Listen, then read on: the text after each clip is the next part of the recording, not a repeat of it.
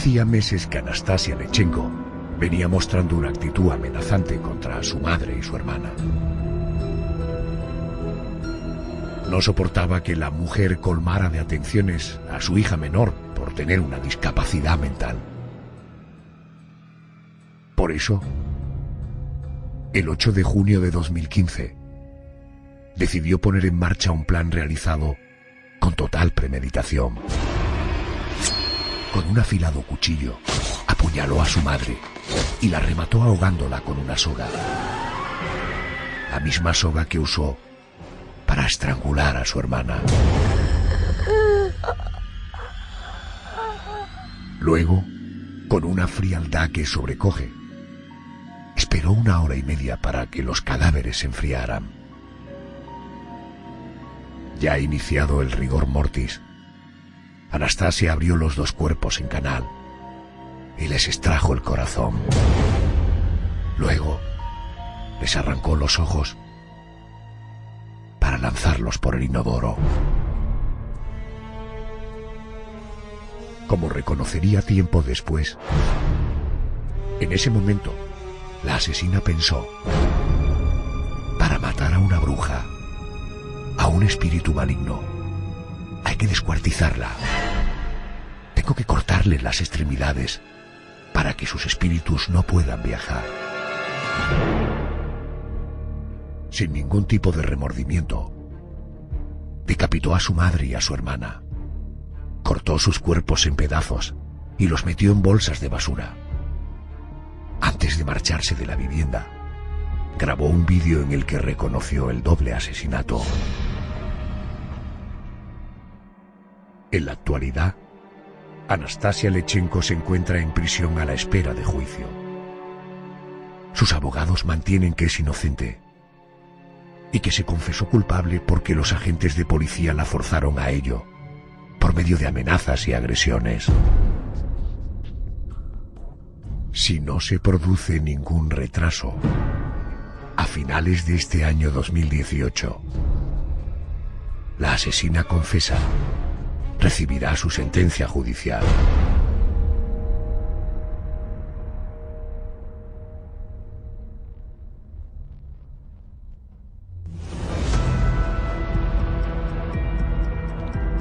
Del expediente que abrimos esta noche, son muchos los detalles, pero 2 me resultan ciertamente estremecedores. 1, lo que fue capaz de hacer una muchacha con su propia madre, con su propia hermana. Y 2, cómo una jueza puso en libertad a la asesina confesa, que hasta su siguiente detención estuvo desaparecida y con la posibilidad de volver a matar.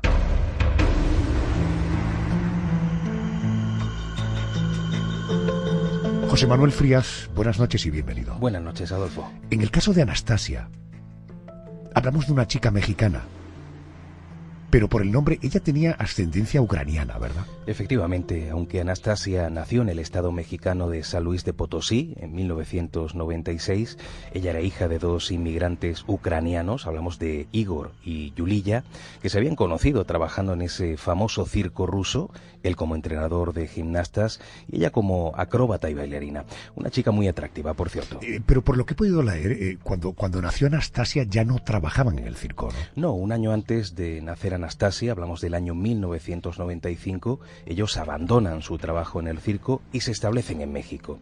Y se nacionalizan como mexicanos con el deseo de iniciar una nueva vida. Y fue precisamente en 1996 cuando tuvieron a su primera hija, Anastasia. ¿A qué se dedicaba por aquel entonces el matrimonio? Ellos trabajaron como bailarines para algunas compañías, eran habituales en varios programas de televisión y claro, eso les llevó a vivir en diferentes localidades, pero finalmente se instalaron en Tijuana, donde Igor comenzó a trabajar como entrenador físico de atletas y un puesto en el que fue bastante reconocido. Estamos hablando, por lo que me cuentas, de una infancia normal de esta niña. Sí, ella era una chica normal, era una chica que, por ejemplo, usaba usaba las redes sociales para compartir su día a día. Eso sí, la única particularidad es que le gustaba el cine de terror demasiado sangriento, le gustaban las escenas de violencia. Es cierto que eso, en casos normales, no sería importante, pero luego vamos a ver por qué es significativo en su figura.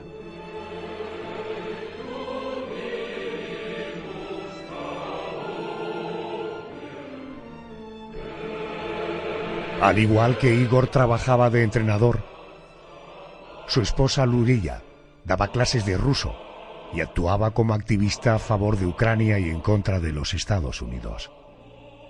Yulia quedó de nuevo embarazada y en el año 2003 nació su segunda hija, Valeria, que vino al mundo con una discapacidad múltiple.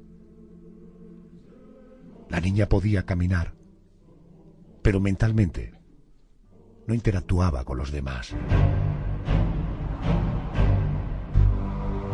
José Manuel, ¿pudo ser parte del motivo del divorcio de la pareja? Parte, porque la relación es cierto que se había ido deteriorando desde antes, pero esa situación de Valeria provocó que la relación fuera peor y ahí es cuando deciden anular el matrimonio. Y esa discapacidad de Valeria influyó también bastante en Anastasia, porque claro, la muchacha veía cómo su madre comenzaba a desatenderla a ella para desvivirse por su hermana pequeña, cosa que era normal. A la madre le preocupaba mucho la enfermedad que sufría y era una enfermedad que le impedía saber, entre otras cosas, qué pasaba por la cabeza de Valeria. Todo empeoró cuando Anastasia entró en la escuela secundaria. Ahí cambió su carácter por completo. Fue en el año 2010 cuando Anastasia ingresó en la escuela secundaria técnica número 1. Tenía 14 años por esa fecha y su forma de ser cambió a peor, sobre todo cuando empezó a coquetear con las drogas. Una de sus profesoras llegó a decir lo siguiente: siempre se la veía malhumorada, como enojada con la vida. Esta es mi hipótesis. Cuando toda la atención se vuelca en un hijo con educación especial, se puede crear cierto resentimiento en los otros miembros de su familia.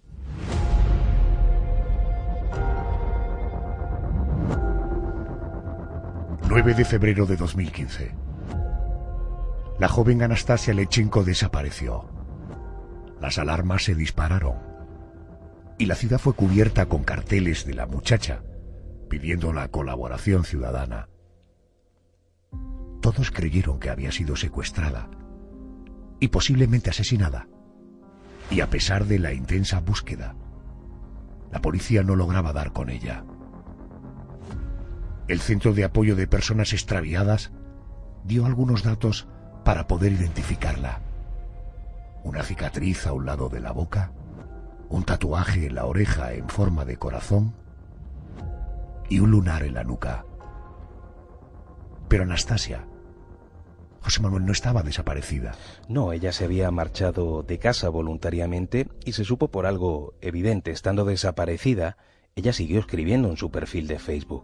El 27 de febrero llamó a su madre por teléfono, le explicó que se encontraba bien, que estaba en Culiacán, en el estado de Sinaloa, y que allí había conseguido trabajo y vivía con unos amigos. Por lo tanto, la madre, Yulia, escribió un comunicado público en las redes sociales donde daba a todos la buena noticia y donde decía que estaba deseando que su hija regresara para poder abrazarla. A pesar de la alegría de la familia y de la sociedad mexicana, uno de los agentes que había participado en la búsqueda manifestó que la chica en Culiacán se encontraba con amistades no muy recomendables y que se había vuelto adicta a la marihuana y al éxtasis. Además, tengo entendido de que no había encontrado trabajo, que eso era mentira. Posiblemente ni siquiera intentó buscar trabajo. Ella se pasaba la mayor parte del tiempo tomando drogas con sus amigos, escribiendo en las redes sociales, donde siempre usaba además imágenes sangrientas de fondo y donde ella reconoció abiertamente que no estaba bien de la cabeza.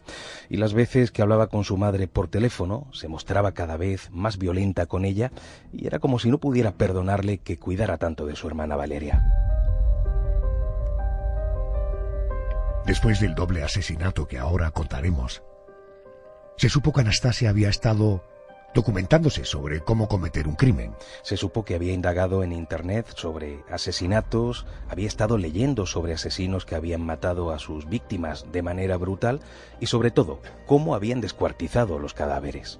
Además, un testigo le oyó decirle a su madre por teléfono «Te voy a matar, hija de la chingada». Y ella misma reconoció tiempo después que consideraba que su madre y su hermana eran dos brujas y que seguro que querían matarla, y que ella las mató antes para evitarlo.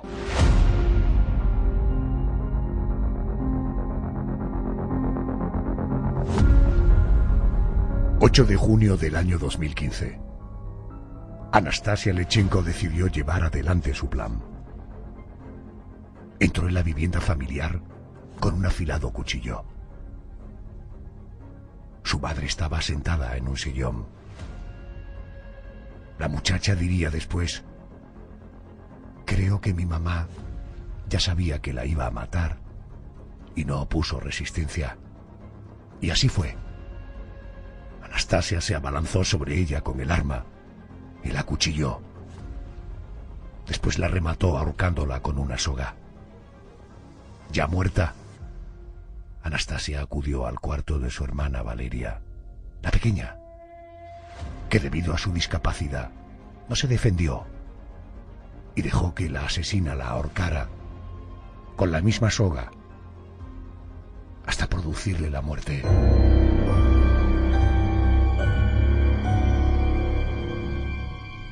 José Manuel, pero ahí no quedó la cosa. Ahí no quedó la cosa, pero ante todo quisiera recordar las palabras del periodista Max Haup. Él conocía personalmente a Yuliya y, bueno, llevó a cabo una minuciosa investigación sobre este caso. Dijo lo siguiente: el día fatídico que Anastasia, en su estado de drogadicción, se acercó a casa, su madre no tenía ni idea de su estado agresivo y de su locura. Ella solo quería estar bien con Anastasia. Sin duda, fue sorprendida para ser asesinada a traición y dejar, a su vez, sin protección a la pequeña Valeria. La frialdad con que actuó Anastasia contrasta como agua y fuego con la manera tan hermosa, amorosa y sublime que su madre expresó siempre sobre su hija mayor. José Manuel, ¿qué hizo Anastasia después del doble asesinato? Lo que hizo fue demostrar su total premeditación porque, aunque durante el juicio ella dijo que escuchaba en su cabeza una voz que la incitó a matar a su madre y a su hermana, estaba claro que había preparado todo al detalle. Una vez que mata a Yuliya, que mata a Valeria, se marcha de casa durante 1 hora y media porque había leído que ese era el tiempo en el que un cuerpo muerto se enfriaba, produciéndose ese efecto que se conoce como el rigor mortis. Y es que era necesario que el cadáver estuviera frío para favorecer el descuartizamiento. Y 1 hora y media después regresó a casa. Regresó, y en este caso para descuartizarlas, pero casi como una especie de ritual, porque ya hemos apuntado antes que según el testimonio de Anastasia, su madre y su hermana eran dos brujas. La asesina dijo que las mató porque hacía tiempo que se sentía mal físicamente debido a la brujería que ellas le habían lanzado. Y explicó lo siguiente: hacía tiempo que mi mamá se dedicaba a la brujería y mi hermana era una muñeca, su aliada, su títere. Y para que no continuaran esos trabajos tuve que matarlas. Para matar a una bruja, a un espíritu maligno, hay que descuartizarla.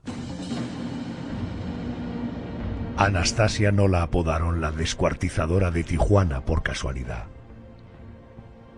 Al regresar a casa, abrió en canal los 2 cadáveres y les extrajo el corazón. Luego intentó sacarles los ojos con una cuchara, pero al comprobar que resultaba casi imposible, lo hizo con un cuchillo, arrojándolos después al inodoro. Anastasia no se detuvo ahí. Con el mismo cuchillo, decapitó a su madre y a su hermana, y después cortó los cuerpos en varias partes, introduciendo aquellos pedazos en bolsas de basura. 7 horas duró el proceso de desmembrar a su madre, Yuliya, y a su hermana, Valeria.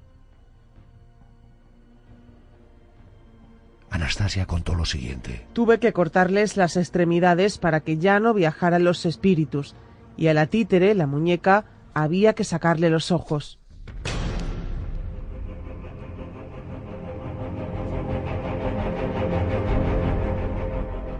José Manuel, ¿cuál fue el siguiente paso que dio la asesina? Pues esto es algo surrealista, porque después de todo lo que había hecho, los vecinos la vieron entrar y salir de casa fumando tranquilamente. O sea, parecía completamente calmada. Tan tranquila que convivió durante 2 días con los cadáveres, incluso grabó un vídeo con su móvil en el que reconocía el doble asesinato. Y luego se marchó a casa de unas amigas.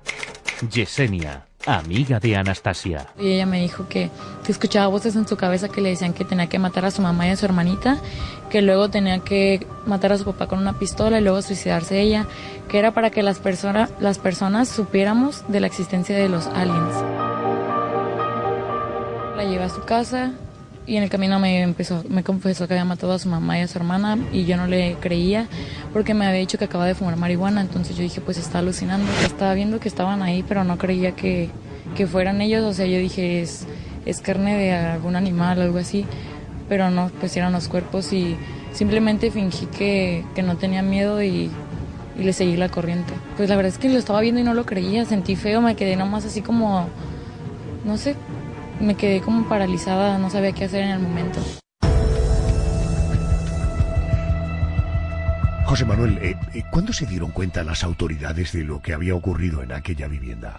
Pues aparte de que los compañeros de trabajo de Yuliya estaban ya un poco extrañados de no ver a la mujer en tanto tiempo, al tercer día del doble asesinato, los vecinos avisaron a la policía para alertar del olor, ese olor a descomposición que procedía de aquella casa.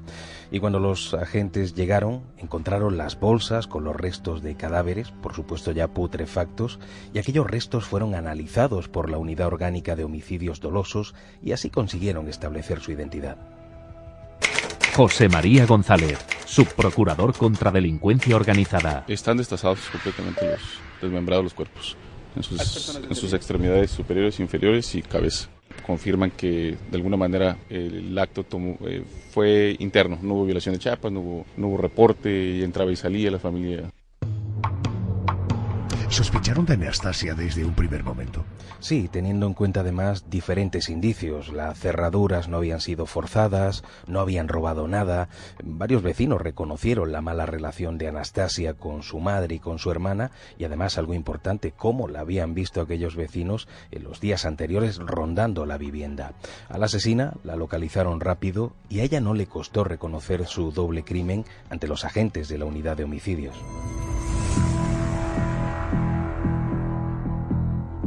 A continuación, vamos a oír a la propia Anastasia. Ella responde a las preguntas que se le hacen sobre los hechos. Este audio pertenece a un vídeo. Fue grabado en plena calle. Ojo, es sobrecogedor. ¿Nombre completo? Mi nombre completo es Anastasia Luchón Comusnay. ¿Cuántos años tienes, hija? 19 años. ¿Con quién estabas en tu casa ese día? Me encontraba con mi madrastra y mi hermanastra. Bueno, de apellido igual en los papeles. Okay. ¿Qué fue lo que hiciste? ¿Y a quién fue la primera que Cometí mataste? 2 homicidios en nombre de que eran brujas y me estaban haciendo daño en defensa personal. Okay. ¿Quiénes son las personas que te estaban haciendo daño? Son mi mamá y mi hermana. Okay. ¿Cómo empezaste tú ahora sí a tu fechoría? ¿Con quién fue la primera? La fechoría fue... Homicidio. Diría defensa personal. Fue primero con una soga a mi mamá para que pues muriera por ahogarse, y luego de la misma manera a mi hermana, pero primero degollé a mi mamá y le corté los brazos y las piernas, y luego hice lo mismo con mi hermanita y le corté los brazos y las piernas. ¿Cuántos años tenía tu mamá y tu hermana? Mi mamá alrededor de 48 y mi hermana tenía como 13 años, y ella nomás tenía un síndrome como de atrofia de parálisis corporal, y pues mi mamá la utilizaba como... ¿Cuál fue el motivo por qué la mataste? Porque eran brujas y me hacían daño con sus talaches. ¿Qué día fue el día que la mataste? El día hace como 4 días. ¿Hace 4 días? Ok. ¿Qué hiciste con los cuerpos? Los escondí en bolsas de basura. ¿Bolsas de basura? ¿Ese mismo día o dejaste 1 o 2 días? Los dejé nomás un día en el que los cortaba, Ajá. Y de ahí los dejé atrás y ahí ya quedaron como 4 días. ¿Qué utilizaste para cortarlos? ¿Alguna cegueta, algún cuchillo, algún Solamente machete? cuchillo. ¿Puro cuchillo? Sí, Sí. ¿En compañía de alguna otra persona o fuiste tú sola? sola. Sola. ¿Le hiciste a alguna amiga, le hiciste a algún pariente algo de lo que había sucedido? ¿Algún pariente algo de lo que había sucedido? No, Nada. nada. ¿Alguien te ayudó? No, ¿Quién te ayudó? nadie me ayudó. Nadie me ayudó a cometer los Ok. homicidios en nombre de esa persona.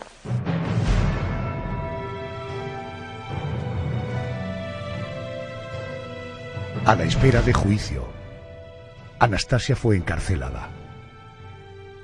Antes se pudo demostrar que la muchacha no había actuado bajo los efectos de ninguna droga. Asombrosamente, la jueza Ana Isabel Flores dejó en libertad a Anastasia, a pesar de ser considerada muy peligrosa por la Procuraduría General de Justicia del Estado de Baja California. Tanto fue así que el Ministerio Público, de forma urgente, solicitó la orden de arresto por parte de otro juez, algo que tardaría 3 semanas. Y mientras tanto, José Manuel la asesina en la calle. En la calle estuvo perdida aquellos días, viajando de un sitio a otro, pues como si se tratara de una persona normal y no de una doble homicida. Por suerte llegó aquella orden de arresto y el 19 de junio de aquel año 2015 fue detenida mientras paseaba tranquilamente por el Parque México y conducida inmediatamente al Centro de Readaptación Social de Tijuana a la espera de que se produjera el juicio. 3 días después se celebró la misa por Yulilla y por Valeria en la iglesia de Santa María Estrella del Mar, a donde los asistentes llevaron globos blancos en homenaje a las 2 víctimas.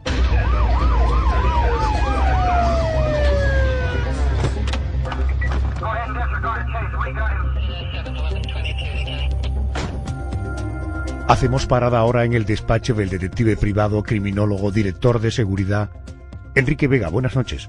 Buenas noches, Adolfo. ¿Cómo se produce la investigación y la detención de Anastasia Lechenko? Pues mira, Adolfo, la noche del miércoles 10 de junio, la policía llegó a la casa motivada por 2 denuncias. En la primera, los vecinos denunciaban los malos olores de descomposición que salía de la casa, y en una segunda denuncia anónima de una mujer se informaba que la joven Anastasia le había pedido ayuda para tirar las bolsas con los cuerpos, porque no podía con ellas ni tenía medios para hacerlo. Algo que a priori parece no cuadrar con un asesino que se oculta de su crimen. La policía, ante estos indicios, entra en la casa y se encuentra en el macabro escenario del crimen.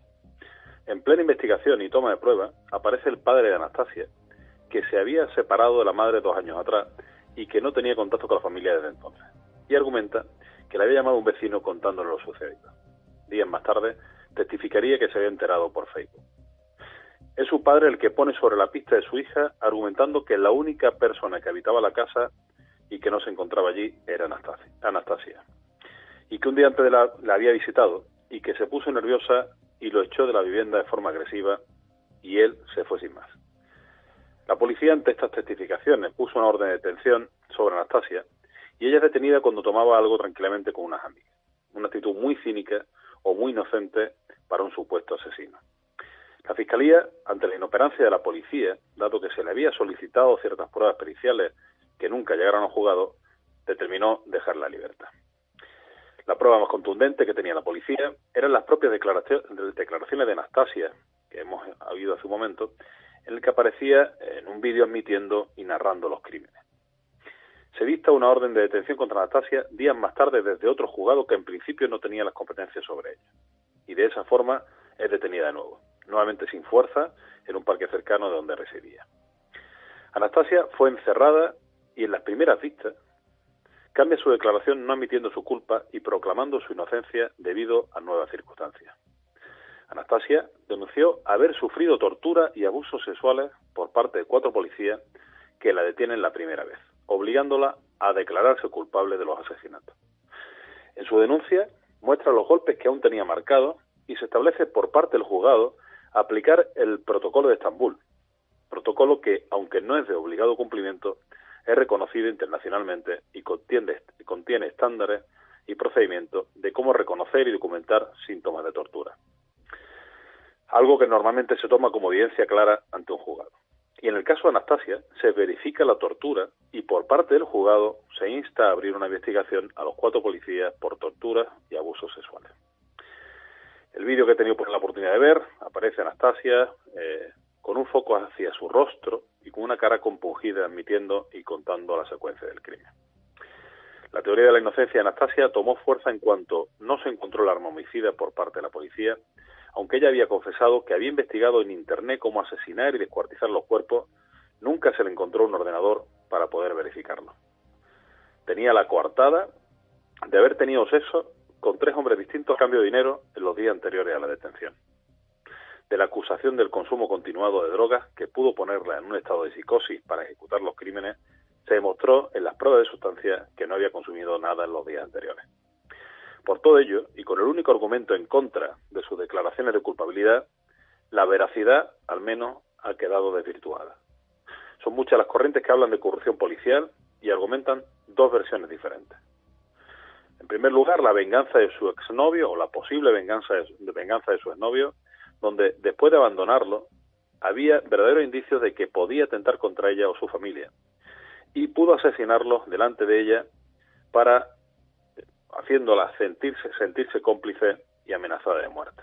Y la posibilidad de que fuera una muerte por tráfico de órganos, en segundo lugar, dado que órganos principales no aparecieron nunca, argumentando que se tiraron al inodoro, y el hecho irrefutable que los cortes precisos de los cuerpos en lugares quirúrgicos y bien elegidos no pudiera haber sido producido por una sola persona y además inexperta. No obstante, con su encarcelación, se estaría tapando el origen real de los crímenes. Y la única persona imputada, con algunas pruebas contundentes, sigue siendo Anastasia. Y como tal, está actualmente en espera de juicio. Aunque yo, personalmente, Adolfo, no descartaría nuevas sorpresas. Enrique, gracias y buenas noches. Buenas noches.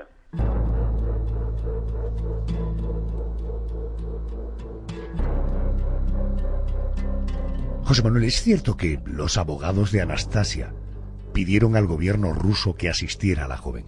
En realidad no se sabe si esa solicitud fue real, pero los abogados sí aseguraron que Anastasia recibiría esa asistencia, aunque hay que decir que el gobierno ruso, preguntado al respecto, dijo que el consulado no intervendría para nada en el proceso, y lo alegó de la siguiente manera. Por lo que sabemos, aunque su madre era una ciudadana ucraniana, sus hijas nacieron en México. Anastasia es mexicana y, por lo tanto, no tiene relación con Rusia.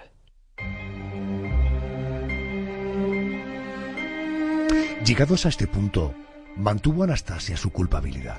Pues es curioso, pero no. Al poco de ser ingresada en el centro de readaptación, dijo que había sido torturada, que había sido violada por la policía y que fueron precisamente los agentes los que, usando la fuerza, usando la agresión, la habían forzado a dar una versión falsa. Pero claro, aquello no se sostenía. Ya hemos comentado hace un ratito que la misma Anastasia se grabó una especie de selfie con el móvil confesando el doble asesinato. Y ese vídeo estaba en poder de las autoridades. Sobre la presunta agresión policial sobre Anastasia, la asesina dijo lo siguiente: me llevaron, me gritaron y me pegaron cachetadas y apretones, me ataron de pies y manos y recibí agresiones verbales. Varios agentes abusaron sexualmente de mí. Me declaré culpable porque ellos me obligaron. Llegamos después a otra comisaría de policía y otro agente me golpeó en el abdomen y me descoyuntó un brazo, diciéndome al oído que si le permitía tener sexo con él, yo saldría antes a la calle. Después me llevaron a un hotel donde abusaron otra vez de mí.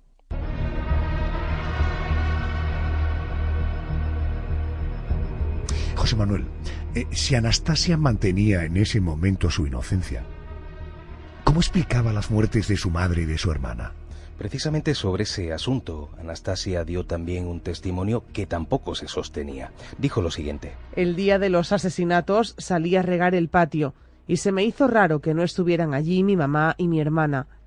Cuando estaba regando me vino un olor como a gato muerto que venía de una casita de aluminio que estaba en el patio. Cuando abrí la puerta vi unas bolsas negras e identifiqué lo que parecía ser la cabeza de mi hermana.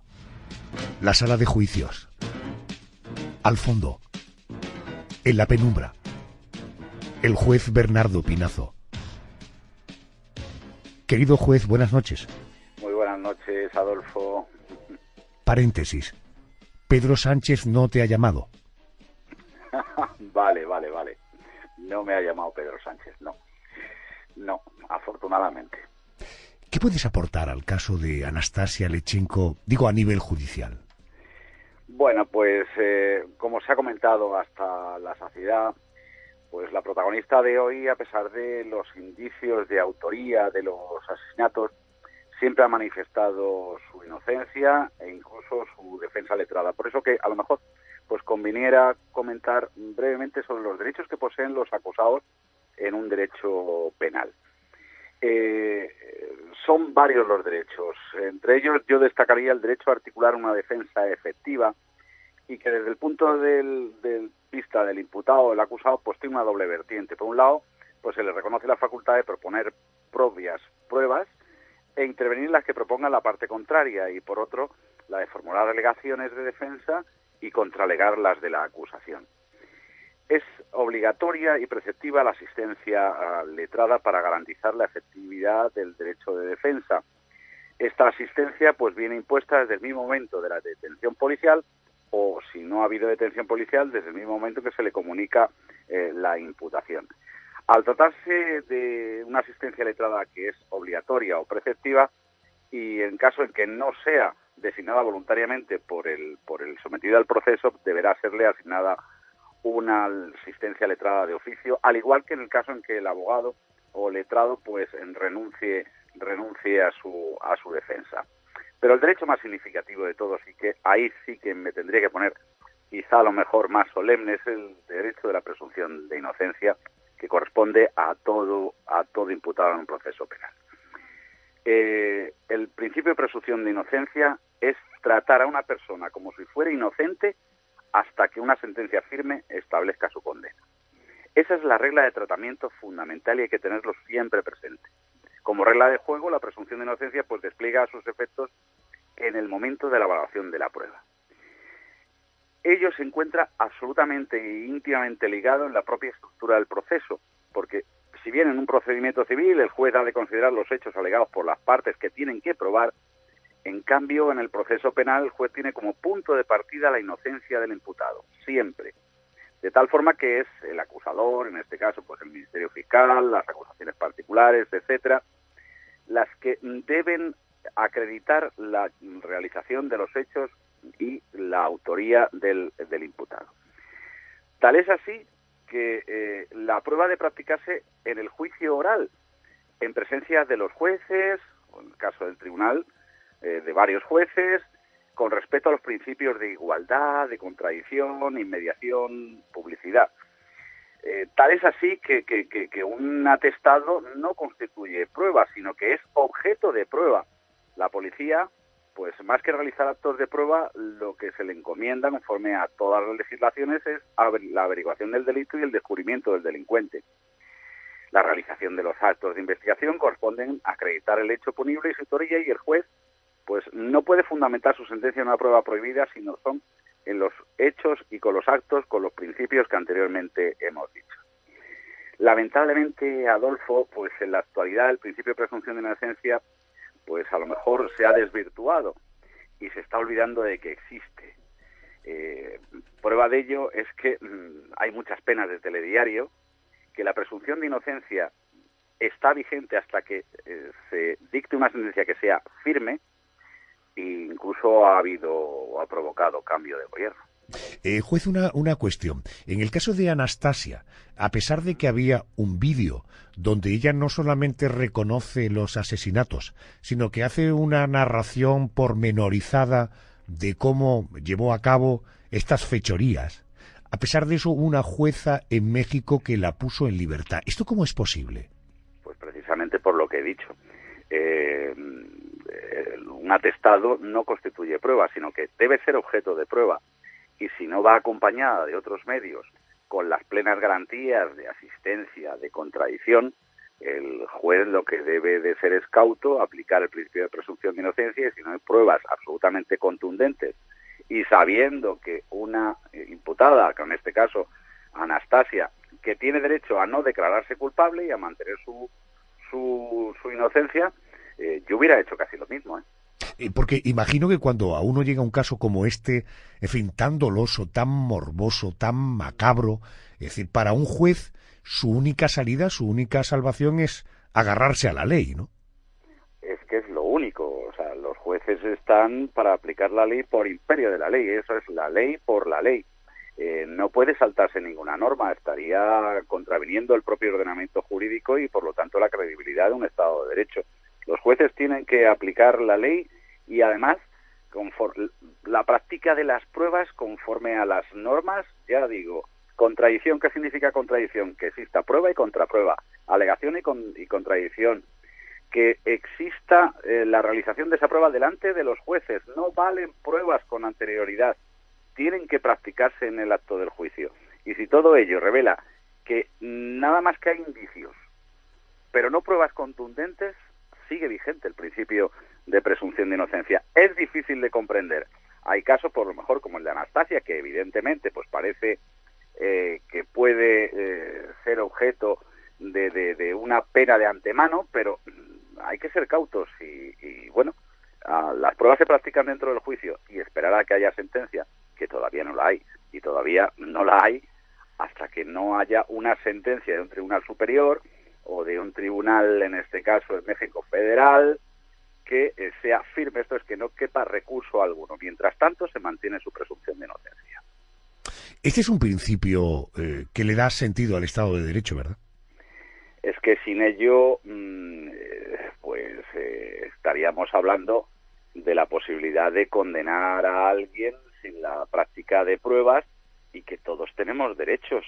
A pesar de ser un imputado, ese imputado tiene todavía quizá más derechos que un ciudadano normal, porque si no lo que se estaría es convirtiendo un Estado en un Estado incívico y precisamente delincuente, no de derecho, que es muy difícil aplicar, pero que se han ganado pleitos penales o casos penales precisamente por conculcar esos principios a la práctica de las pruebas y se ha tenido que anular el juicio y que han salido absueltos precisamente por no respetar los principios, Adolfo. Señoría, permiso para retirarme del estrado. Pues el permiso lo tiene usted concedido desde siempre. Gracias y buenas noches. Buenas noches.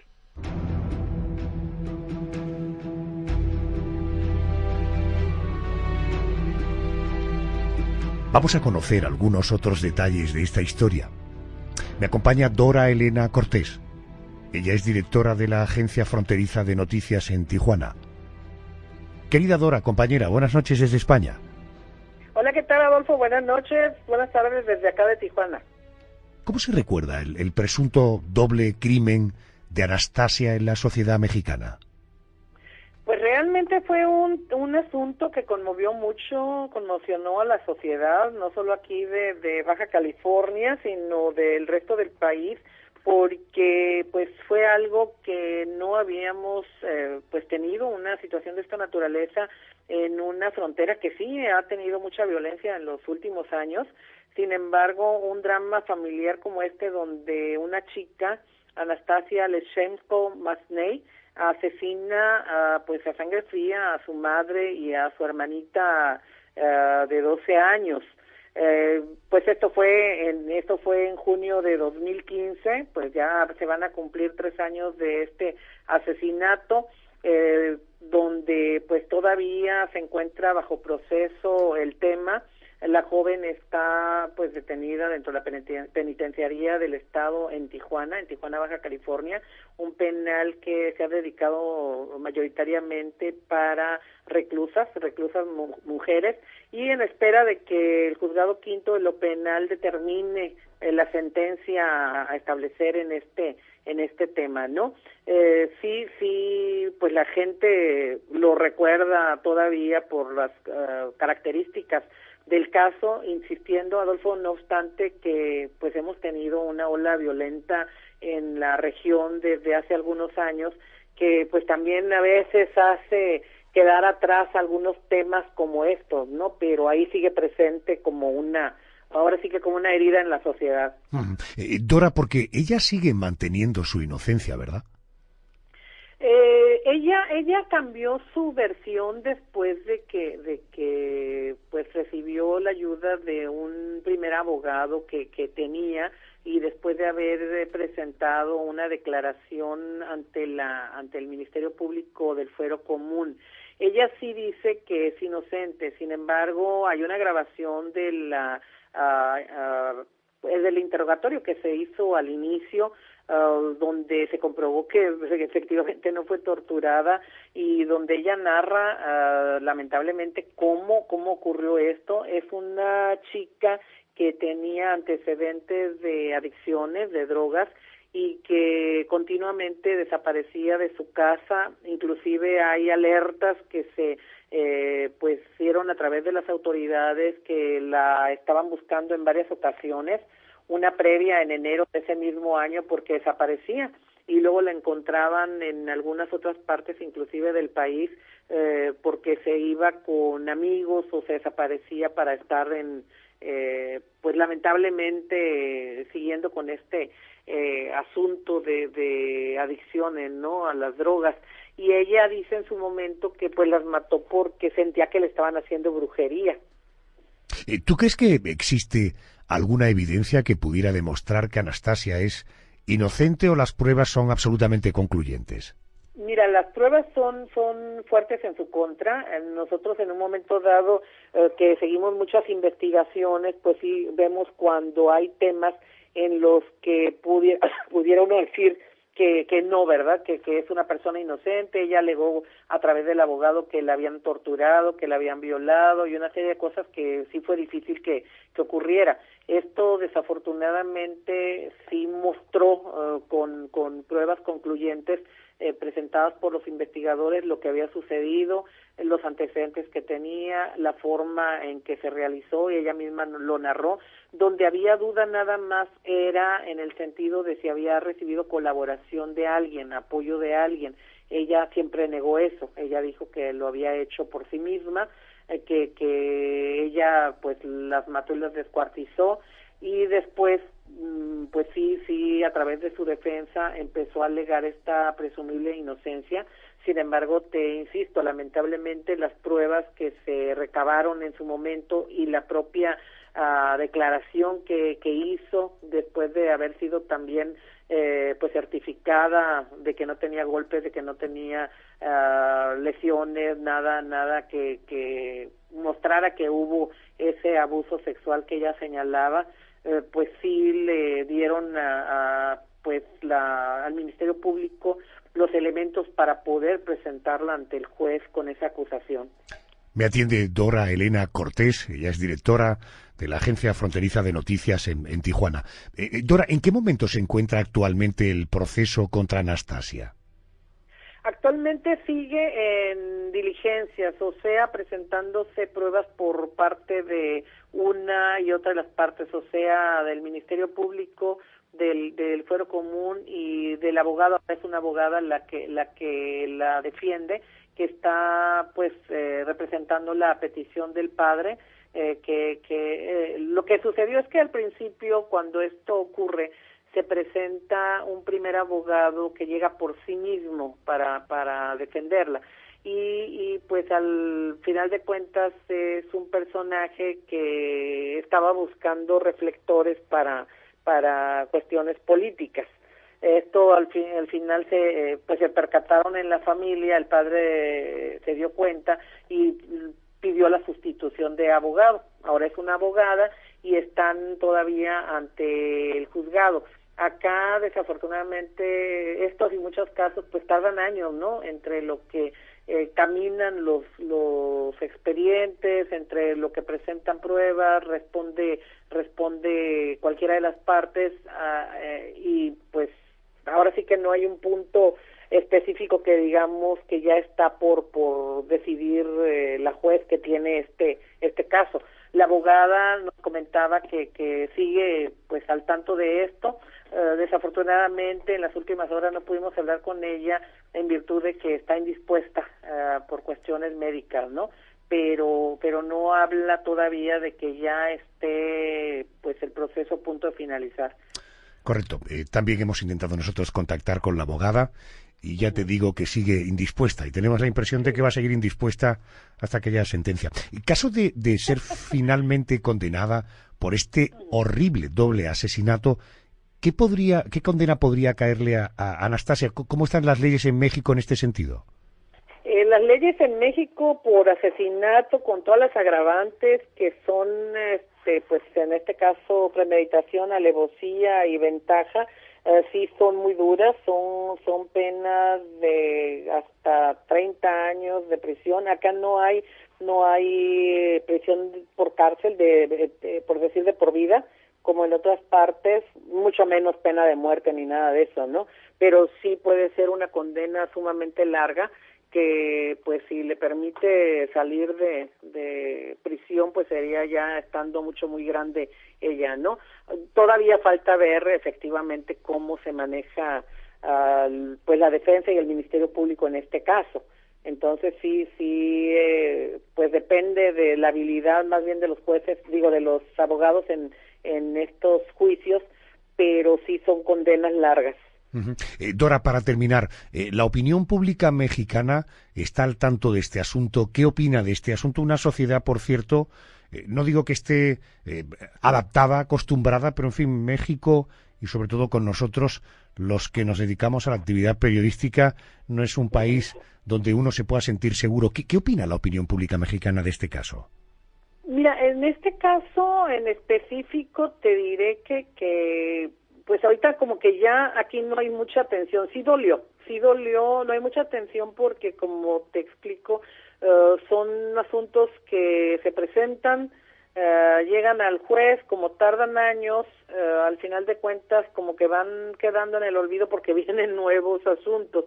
Y desafortunadamente aquí en Baja California, igual que en varias partes del país, los crímenes han estado a la orden del día.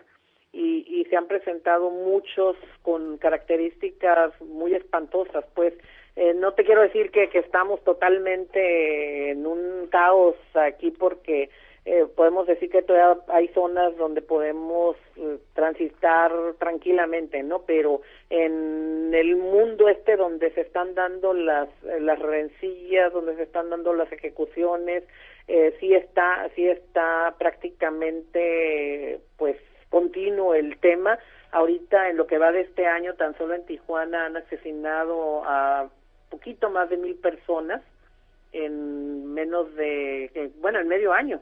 Entonces ya sabrás cómo está la situación y lamentablemente son casos que tienen también características pues preocupantes, como en que fue, insisto, de los que más conmovió, pero como ya pasaron unos años, no es algo que esté ahorita en el tema, pues no es algo que la gente esté siguiendo específicamente. Querida Dora, mucho ánimo y mucha suerte. Muchísimas gracias y un saludo acá desde Tijuana, Baja California.